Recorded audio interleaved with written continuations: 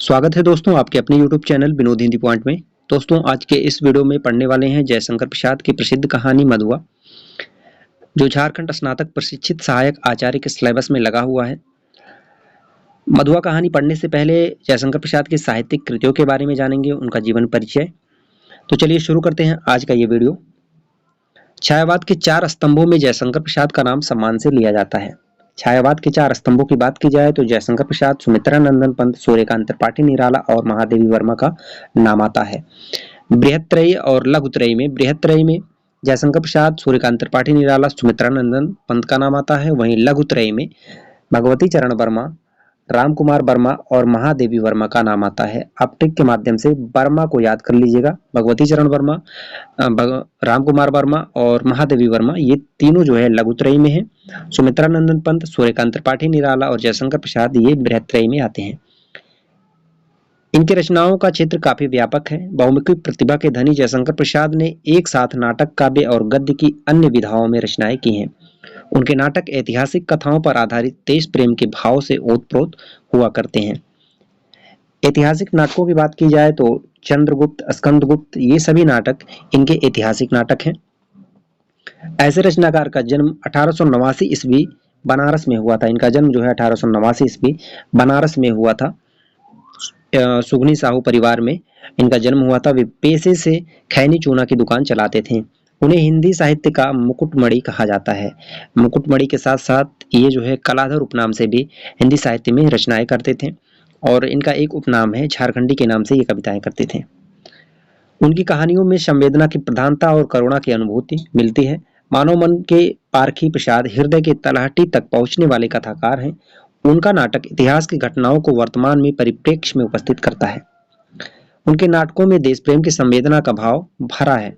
काव्य में गीत से लेकर महाकाव्य तक की रचना की है। कामायनी उनकी सबसे महत्वपूर्ण रचना है, जिसमें मानव मन के विविध रूपों का बड़ा ही भावप्रद विश्लेषण हुआ है।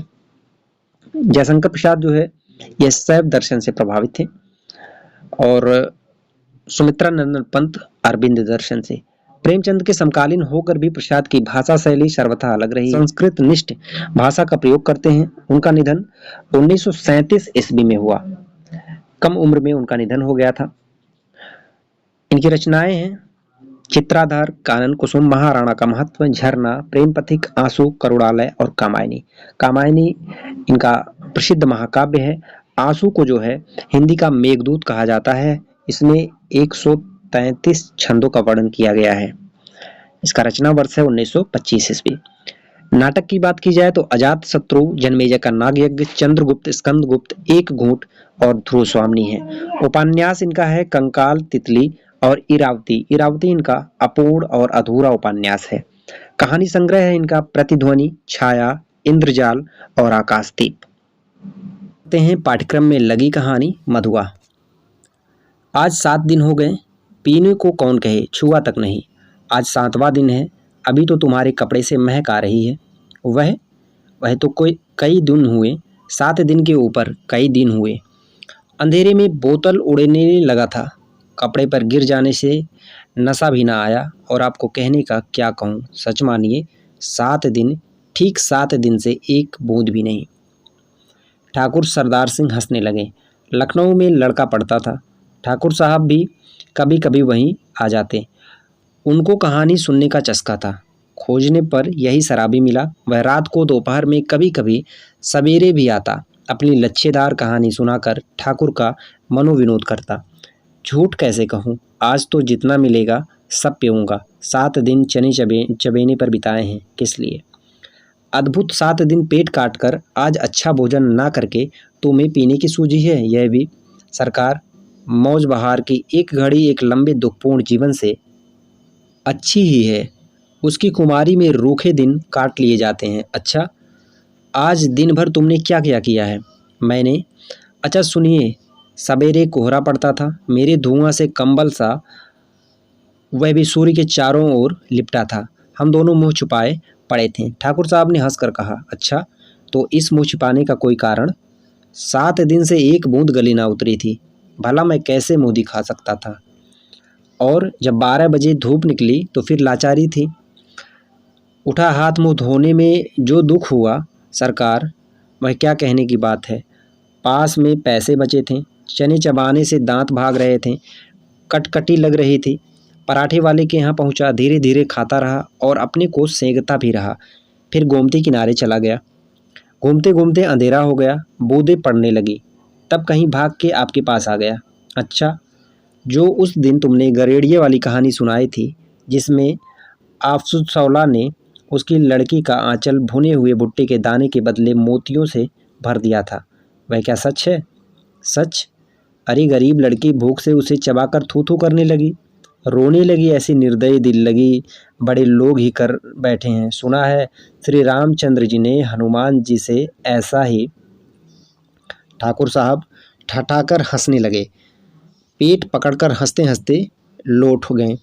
सांस बटोरते हुए संभल कर बोले, और बड़प्पन किसे कहते हैं? कंगाल तो कंगाल, गधी लड़की। भला उसने कभी मोती देखे थे? चबाने लगी होगी। मैं सच कहता हूँ, आज तक तुमने जितनी कहानियाँ सुनाई, सब में बड़ी टीस थी। शहजादों के दुखड़े, रंगमहल की अभागिनी बेगमों के निष्फल प्रेम, करुणा तथा पीड़ा से भरी हुई कहानियाँ ही तुम्हें आती हैं। पर ऐसी हंसाने वाली कहानी सुनाओ तो मैं अपने सामने ही बढ़िया शराब पिला सकता हूँ। सरकार, बूढ़ों से सुने हुए वे नवाबी के सोने से दिन, अमीरों के रंगरलियाँ, दुखियों का दर्द भर आहें, रंग महलों में घुट घुट कर मरने वाली बेगमें अपने आप सिर में चक्कर काटती हैं। मैं उनकी पीड़ा से रोने लगता हूँ। अमीर कंगाल हो जाता है, बड़े बड़ों का घमंड चूर होकर धूल में मिल जाता है। तब भी दुनिया बड़ी पागल है। मैं उसके पागलपन को भुलाने के लिए शराब पीने लगता हूँ सरकार, नहीं तो यह बोरी वाला कौन अपने गले लगाता। ठाकुर साहब उगने लगे थे। अंगीठी में कोयला दहक रहा था। शराबी सर्दी से में ठिठुरा जा रहा था। वह हाथ सेकने लगा। सहसा नींद में चौंक कर ठाकुर साहब ने कहा, अच्छा जाओ, मुझे नींद लग रही है। वह देखो, 1 रुपया पड़ा है, उठा लो, लल्लू को भेजते जाओ। शराबी रुपए उठाकर धीरे से खिसका। लल्लू था ठाकुर साहब का। जमादार उसे खोजते हुए जब वह फाटक पर की बगल वाली कोठरी में पहुंचा तो सुकुमार कंठ से सिसकने का शब्द सुनाई पड़ा। वह खड़ा होकर सुनने लगा। तो सुअर रोता क्यों है? कुंवर साहब ने 2 ही लातें लगाई हैं, कुछ गोली तो मार नहीं दी। कर्कश स्वर में लल्लू बोल रहा था, किंतु उत्तर में सिसकियों के साथ एक आध हिचक भी सुनाई पड़ जाती। अब और भी कठोरता से लल्लू ने कहा, मधुआ, जा सो रह, नखरा न कर, नहीं तो उठूंगा तो खाल उधेड़ दूंगा, समझा ना? शराबी चुपचाप सुन रहा था। बालक की सिसकी बढ़ने लगी। फिर उसे सुनाई पड़ा, ले अब भागता है कि नहीं? क्यों मार खाने पर तुला है? भयभीत बालक बाहर चला आ रहा था। शराबी ने उसके छोटे से सुंदर गोरे मुख को देखा। आंसू की बूंदें ढलक रही थी। बड़े दुलार से उसका मुंह पोंछते हुए उसे लेकर वह फाटक के बाहर चला आया। 10 बज रहे थे। कड़ाके की सर्दी थी। दोनों चुपचाप चलने लगे। शराबी की मौन सहानुभूति को उस छोटे से सरल हृदय ने स्वीकार कर लिया। वह चुप हो गया। अभी वह एक तंग गली पर रुका ही था कि बालक के फिर सिसकने की आहट लगी। वह झिड़क कर बोल उठा, अब क्यों रोता है रे छोकरे? मैंने दिन भर से कुछ खाया नहीं। कुछ खाया नहीं? इतनी बड़े अमीर के यहाँ रहता है और दिन भर तुझे खाने को नहीं मिला? यही कहने तो मैं गया था जमादार के पास। मार रोज ही खाता हूँ, आज तो खाना ही नहीं मिला। कुंवर साहब का ओवरकोट के लिए खेल में दिन भर साथ रहा। 7 बजे लौटा तो और भी 9 बजे तक कुछ काम करना पड़ा।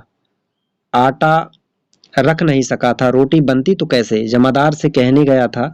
भूख की बात कहते कहते बालक के ऊपर उसकी दीनता और भूख ने एक शब्द ही जैसे आक्रमण कर दिया।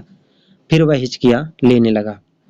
शराबी उसका हाथ पकड़कर घसीटता हुआ गली में ले चला। एक गंदी कोठरी का दरवाजा ढकेल कर बालक को लिए हुए वह भीतर पहुंचा। टटोलते हुए सलाई से मिट्टी की ढिबरी जलाकर वह फटे कंबल के नीचे से कुछ खोजने लगा। एक पराठे का टुकड़ा मिला। शराबी उसे बालक के हाथ में देकर बोला, तब तक तू इसे चबा, रोएगा तो खूब पीटूंगा। मुझे रोने से बड़ा बैर है पाजी कहीं का, मुझे भी रुलाने का। शराबी गली के बाहर भागा। उसके हाथ में 1 रुपया था। 12 आने का एक देसी अद्धा और 2 आने की चाय, 2 आने की पकौड़ी, नहीं आलू मटर। अच्छा, ना सही 4 आने का मांस ही ले लूंगा। पर यह छोकरा इसका गढ़ा जो भरना होगा। ये कितना खाएगा और क्या खाएगा? ओह, आज तक तो कभी मैंने दूसरों के खाने का सोच विचार किया ही नहीं। तो क्या ले चलूं? पहले एक अद्धा तो ले लूं। इतना सोचते सोचते उसकी आंखों पर बिजली के प्रकाश की झलक पड़ी। उसने अपने को मिठाई की दुकान पर खड़ा पाया। वह शराब का अद्धा लेना भूलकर मिठाई पूरी खरीदने लगा। नमकीन लेना भी ना भूला। पूरा 1 रुपए का सामान लेकर वह दुकान से हटा। जल्द पहुंचने के लिए एक तरह से दौड़ने लगा। अपनी कोठरी में पहुंचकर उसने दोनों की पात बालक के सामने सजा दी। उसकी सुगंध से बालक के गले में एक तरावट पहुंची। वह मुस्कुराने लगा। शराबी ने मिट्टी की गगरी से पानी उड़ेलते हुए कहा, नटखट कहीं का, हंसता है। सोधी बांस नाक में पहुंची ना, ले खूब ठूस कर खा ले। और फिर रोया कि पीटा। दोनों ने बहुत दिन पर मिलने वाली दो मित्रों की तरह साथ बैठकर भरपेट खाया। सीली जगह में सोते हुए बालक ने शराबी का पुराना कोट ओढ़ लिया था। जब उसे नींद आ गई तो शराबी भी कंबल तान कर बड़बड़ाने लगा। सोचा था, आज 7 दिन पर भरपेट पी कर सोऊंगा, लेकिन यह छोटा सा रोता पाजी ना जाने कहां से आ धमका। एक चिंतापूर्ण आलोक में आज पहले पहल शराबी ने आंखें खोलकर कोठरी में बिखरी हुई दरिद्र की विभूति को देखा और देखा उस घुटनों से ठुट्ठी लगाए हुए निरीह बालक को। उसने तिलमिलाकर मन ही मन प्रश्न किया, किसने ऐसे सुकुमार फूल को कष्ट देने के लिए निर्दयता की सृष्टि की? आह रे नियति, तब इसको लेकर मुझे घर बारी बनाना पड़ेगा क्या? दुर्भाग्य, जिसे मैंने कभी सोचा भी ना था। मेरी इतनी माया ममता जिस पर आज तक केवल बोतल का ही पूरा अधिकार था, इसका पक्ष क्यों लेने लगी? इस छोटे से पाजी ने मेरे जीवन के लिए कौन सा इंद्रजाल रचने का बीड़ा उठाया है? तब क्या करूं? कोई काम करूं? क्यों, दोनों का पेट चलेगा? नहीं, भगा दूंगा इसे। आंख तो खोले। बालक अंगड़ाई ले रहा था। वह उठ बैठा। शराबी ने कहा, ले उठ, कुछ खा ले, अभी रात का बचा हुआ है, और अपनी राह देख। तेरा नाम क्या है रे? आह, क्या बताऊं, इसे कि चला जाए, कह दू भाड़ में जा। किंतु वह आज तक दुख की भट्टी में जलता ही रहा। तो वह चुपचाप घर में झल्लाकर सोचता हुआ निकला, ले पाजी, अब यहाँ लौटूंगा ही नहीं, तू ही इस कोठरी में रह। शराबी घर से निकला। गोमती किनारे पहुंचने पर उसे स्मरण हुआ कि वह कितनी ही बातें सोचता आ रहा था, पर कुछ भी सोच ना सका। हाथ मुंह धोने लगा। उजली धूप निकल आई थी। वह चुपचाप गोमती की धारा को देख रहा था। धूप की गर्मी से सुखी होकर वह चिंता भुलाने का प्रयत्न कर रहा था कि किसी ने पुकारा, भले आदमी रहे कहाँ, सालों पर दिखाई पड़े, तुमको खोजते खोजते मैं थक गया। शराबी ने चौंक कर देखा। वह कोई जान पहचान का तो मालूम होता था, पर ठीक ठीक न जान सका। उसने फिर कहा, तुम ही से कह रहे हैं, सुनते हो? उठा ले जाओ अपनी शान धरने की कल, नहीं तो सड़क पर फेंक दूंगा। एक तो कोठरी जिसका मैं 2 रुपया किराया देता हूँ, उसमें क्या मुझे अपना कुछ रखने के लिए नहीं है? ओहो राम जी, तुम हो भाई, मैं तो भूल गया था। तो चलो, आज ही उसे उठा लाता हूँ। कहते हुए शराबी ने सोचा, अच्छी रही, उसी को बेचकर कुछ दिनों तक काम चलेगा। गोमती नहीं नहाकर राम जी पास ही अपने घर पर पहुंचा। शराबी की कल देखते हुए उसने कहा, ले जाओ, किसी तरह मेरा इससे पिंड छूटे। बहुत दिनों पर आज उसकी कल ढोना पड़ा। किसी तरह अपनी कोठरी में पहुंचकर उसने देखा कि बालक बैठा है। बड़बड़ाते हुए उसने पूछा, क्यों रे, तूने कुछ खा लिया कि नहीं? भरपेट खा चुका हूं, और वह देखो तुम्हारे लिए भी रख दिया है, कहकर उसने अपनी स्वाभाविक मधुर हंसी उसी रूखी कोठरी को तर कर दिया। शराबी एक क्षण भर चुप रहा, फिर चुपचाप जलपान करने लगा। मन ही मन सोच रहा था, वह भाग्य का ही संकेत नहीं तो और क्या है। चलूं फिर सान देने का काम करना शुरू करूं, दोनों का पेट भरेगा। वही पुराना चरखा फिर सिर पड़ा। नहीं तो दो बातें किस्सा कहानी इधर उधर की कहकर अपना काम चला ही लेता था, पर अब तो बिना कुछ किए घर नहीं चलने का है। जल पीकर बोला, क्यों रे मधुआ, अब तू कहाँ जाएगा? कहीं नहीं। यह लो। तो फिर यहाँ जमा गाड़ी है कि मैं खोद खोद कर तुझे मिठाई खिलाता रहूंगा? तब कोई काम करना चाहिए, करेगा? जो कहो। अच्छा, तो आज से मेरे साथ साथ घूमना पड़ेगा। यह कल तेरे लिए लाया हूँ। चल, आज से तुझे सान देना सिखाऊंगा। कहाँ? इसका कुछ ठीक नहीं, पेड़ के नीचे रात बिता सकेगा ना? कहीं भी रह सकूंगा, पर उस ठाकुर की नौकरी ना कर सकूंगा। शराबी ने एक बार फिर स्थिर दृष्टि से उसे देखा। बालक की आंखें दृढ़ निश्चय की सौगंध खा रही थी। शराबी ने मन ही मन कहा, बैठे बैठाए यह हत्या कहाँ से लगी? अब तो शराब ना पीने की मुझे भी सौगंध लेनी पड़ी। वह साथ ले जाने वाली वस्तुओं को बटोरने लगा, एक गट्ठर का और दूसरा कल का। दो बोझ हुए। शराबी ने पूछा, तू किसे उठाएगा? जिसे कहो। अच्छा, तेरा बाप जो मुझको पकड़े तो? कोई नहीं पकड़ेगा। चलो, मेरे बाप कभी के मर गए। शराबी आश्चर्य से उसका मुंह देखता हुआ कल उठाकर खड़ा हो गया। बालक ने गठरी ला दी, दोनों कोठरी छोड़कर चल पड़े। कहानी पढ़ने पर पता चला कि कहानी कितनी मार्मिक है। अब पढ़ते हैं कहानी से संबंधित जितने भी महत्वपूर्ण प्रश्न हैं उन प्रश्नों को। मधुका पाठ के आधार पर बताएं कि फटे कंबल के नीचे से शराबी को क्या मिला। फटे कंबल के नीचे से शराबी को क्या मिला? तो पराठे मिले, क्योंकि वह बच्चा जो मधुआ था वह भूखा था, और अपने भूखे होने की बात जो है जब वह शराबी से कहता है तो शराबी आता है अपने कमरे में और फटे कंबल के नीचे से वह पराठा निकाल करके देता है और कहता है, ले ठूस। अगला प्रश्न है, मधुआ पाठ में शराबी शराब का अद्धा लेना भूलकर क्या खरीदने लगा? शराबी जो है वह गया था अद्धा पौआ लेने, शराब का बोतल लेने, लेकिन उसे वह भूल करके क्या खरीदने लगा? तो मिठाई और पूरी खरीदने लगा, क्योंकि उसे जो है उस बालक की याद आ गई। ये अद्धा पौआ ले जाएगा तो ये सिर्फ वही शराबी पिएगा, लेकिन वह बालक भूखा रह जाएगा। तो शराबी को जो है अपने से ज्यादा चिंता उस बालक की थी, तो उसने अद्धा पौआ ना लेकर के मिठाई पूरी खरीदी।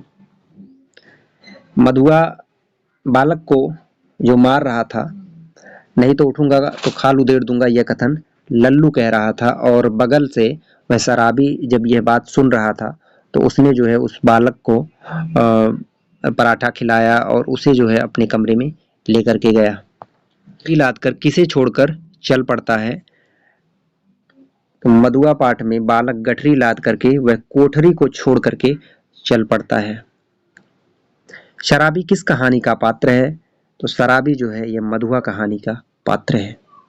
कहने के लिए तो शराबी है, लेकिन हृदय जो है कितना बड़ा है। वह एक भूखे बालक को भोजन कराता है, शराब ना पी करके वह मिठाई और पूरी खरीदता है। मधुआ कहानी में समाज का कौन सा दृश्य सामने आया? मधुआ कहानी में समाज का कौन सा दृश्य सामने आया? शोषक शोषित का।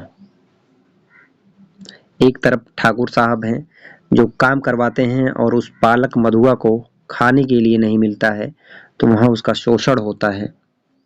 मधुआ कहानी के रचयिता कौन है? तो मधुआ कहानी जयशंकर प्रसाद की है।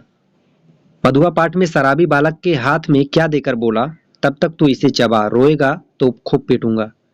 मधुआ पाठ में शराबी बालक के हाथ में पराठे देकर के बोला कि तब तक इसे चबा। मधुआ पाठ में सुकुमार कंठ में किसकी सिसकने की आवाज सुनाई पड़ा? तो इसमें जो है बालक रो रहा था। बालक के सिसकने की आवाज सुनाई पड़ रही थी। लल्लू जब उसे मारने की धमकी दे रहा था तो वह रो रहा था, क्योंकि वह भूखा था। जयशंकर प्रसाद के नाटक किस पर आधारित देश प्रेम के भाव से ओतप्रोत हुआ करते हैं? ऐतिहासिक कथाओं पर आधारित इनके नाटक हैं। चंद्रगुप्त, स्कंदगुप्त, ये सभी नाटक, अजातशत्रु। हिंदी साहित्य का मुकुटमणि किसे कहा जाता है? हिंदी साहित्य का मुकुटमणि कलाधर झारखंडी के नाम से जयशंकर प्रसाद को जाना जाता है। जयशंकर प्रसाद का कौन सा एक कहानी संग्रह नहीं है? तो करुणालय जो है यह इनका गीत नाट्य है, यह कहानी संग्रह नहीं है। इंद्रजाल, आंधी, आकाशदीप, छाया, ये सभी कहानी संग्रह हैं। करुणालय जयशंकर प्रसाद का गीत नाट्य है। अंतिम प्रश्न है, जयशंकर प्रसाद किस वाद के रचनाकार हैं? तो जयशंकर प्रसाद जो है छायावाद के रचनाकार हैं। छायावाद के प्रवर्तक के रूप में इन्हें जाना जाता है। ये थी मधुआ कहानी से संबंधित महत्वपूर्ण तथ्य।